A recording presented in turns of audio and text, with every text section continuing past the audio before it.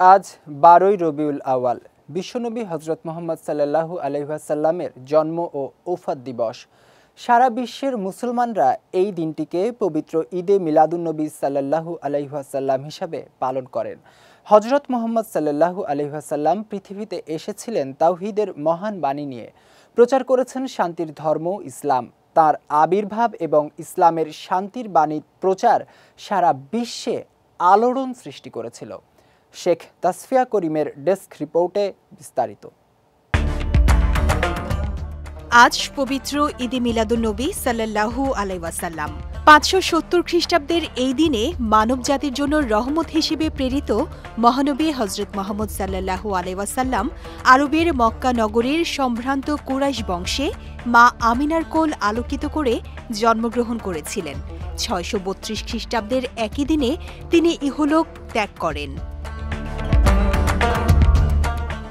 একসময় গোটা আরব সমাজ অন্ধকারে নিমজ্জিত ছিল।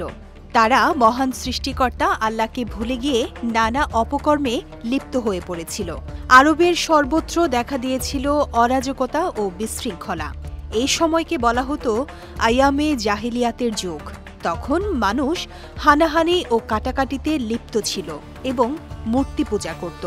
সেই অন্ধকার যুগ থেকে মানবকুলের মুক্তিসহ তাদের আলোর পথ দেখাতে মহান আল্লাহ তাআলা রাসূলুল্লাহ সাল্লাল্লাহু আলাইহি ওয়াসাল্লামকে প্রেরণ করেন পৃথিবীতে। বাংলাদেশসহ বিশ্ব মুসলিম সম্প্রদায় এই দিনটি পবিত্র ঈদে মিলাদুন্নবী সাল্লাল্লাহু আলাইহি ওয়াসাল্লাম হিসেবে পালন করে থাকে। ধর্মপ্রাণ মুসলমানরা পবিত্র কোরআন তেলাওয়াত, বেশি বেশি দরুদ পাঠ, দান খয়রাত সহ নফল ইবাদতের মধ্য দিয়ে দিনটি অতিবাহিত করেন। অনেকে এই দিনে নফল রোজা রাখেন।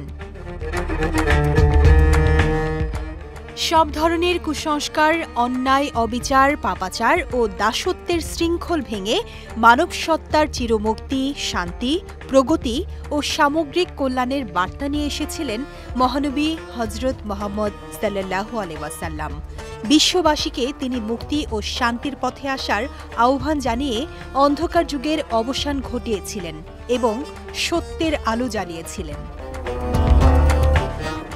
শেখ তাসফিয়া করিম, বিজয় টিভি নিউজ ডেস্ক।